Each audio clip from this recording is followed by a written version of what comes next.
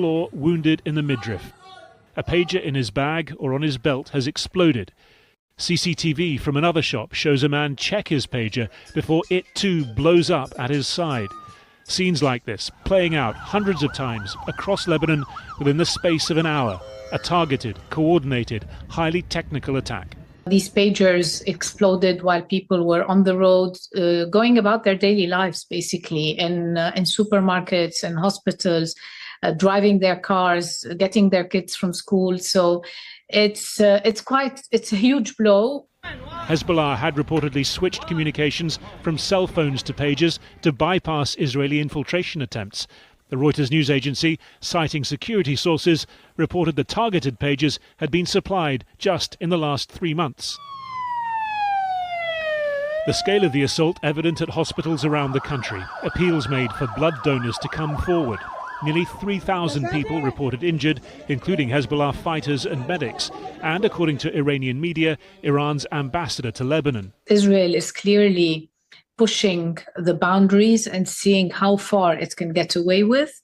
The message to Israel so far has been from the international community writ large, has been you can get away with a lot. 41,000 people dead in Gaza and the war continues. Israel hasn't confirmed or denied responsibility, but few are genuinely asking whether Israel did it. The more salient question, why now? Why unveil the extent of its penetration of Hezbollah's communications network? One theory, preparation for a large-scale conventional attack. For days, rumours have swirled that Israel was on the verge of escalating its months-long conflict with Hezbollah. Last night, its security cabinet made the return of more than 60,000 evacuated civilians to their homes in Israel's north an official war goal. The Prime Minister, Benjamin Netanyahu, is also reported to be ready to replace his Defence Minister, Yoav Gallant, with someone less cautious about expanding the war. Even Gallant, though, was yesterday resisting US pressure to de-escalate. Some Israeli analysis points to what Israel said was a preemptive attack on Hezbollah missile launch sites last month, as having reassured Netanyahu about the likely cost in Israeli civilian lives of an escalation. Another theory that the pager attacks were a reprisal. Israel's internal security agency today said it had thwarted a Hezbollah plan to assassinate a former senior Israeli security official. This evening, Hezbollah put out a statement on its TV station blaming Israel for the attacks and saying it would receive fair punishment in turn. Well, joining me now from Beirut is the author and journalist Kim Ghattas. Kim, it's great to have you back on the programme. Just describe to us, if you can, the panic, the feeling in Beirut at 3:30 this afternoon when those pages exploded one after another. I'm afraid the connection is a bit unstable, so I missed the question. But I think you're asking me about the mood in Beirut this afternoon, which was just one of chaos and absolute mayhem from 3:30 onwards for the last few hours. You could just imagine that these pagers were going off across the country, mostly in Beirut, but also in the south and in the Bekaa, and actually also in Syria. And these small explosions going off in grocery shops next to you, on a moped, somebody driving next to you, just going off everywhere. And then the wailing of sirens throughout the afternoon, hospitals overwhelmed everywhere. It was absolute chaos and mayhem and fear, because people didn't instantly understand what was going on. It was one explosion and then another, and then it was generalized across the country. People were afraid if they were carrying a pager or a phone that it might happen to them, because as targeted as this was, and we assume it was an Israeli targeted operation against Hezbollah operatives, you could be standing next to somebody. It's not perfect technology. Doctors use pagers in this country. So there have been most likely civilians injured as well. And now, of course, the Lebanese are wondering, what next and what does this mean? Which I assume are the questions you want to ask me too. Indeed, I was going to get onto that. But I mean, just to say, the Israelis have so far said nothing. Let's see what they say, if they say anything at all further down the line.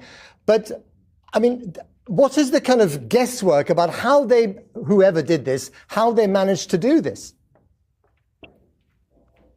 I'm not a technical expert. There are a lot of speculations. I'm not a pager expert. What we do know is that Hezbollah tried to ditch more high-tech communication methods because they were being targeted for assassination. So Hassan Nasrallah, the leader of Hezbollah, gave instructions to stop using your WhatsApp messaging app, your iPhones, disconnect your CCTVs because the enemy, Israel, he said, is going into your homes and finding out where you are, what you're doing, and at what time. So they opted for a more low-tech technology, pagers. And as far as we understand, this was a new batch of pagers they'd gotten into the country just a few months ago. Right. How exactly these were detonated? Were they rigged in advance? Can you make a pager explode via high-frequency interference and ignite the battery? I'm just not enough of an expert, and I think the investigation in Lebanon will take its course as well. And now to the most important question, Kim. Hezbollah and the Israeli government have been sort of, exchanging artillery and insults and threats all year long since October the 7th. Is this the trigger that could ignite the wider war? We keep waiting for that trigger, and one day it will come. I don't know whether this is the one. I've been saying for some months now that Iran and Hezbollah, partners, allies, don't want a wider regional war. Israel has clearly understood that, and it has been pushing the limits of what it can do, targeting Iranian assets in Syria, targeting Hezbollah operatives in Lebanon, killing Hezbollah leader in August, killing Hamas leader in Tehran as well, Ismail Haniyeh, and finding out that the fire it receives in return is still contained.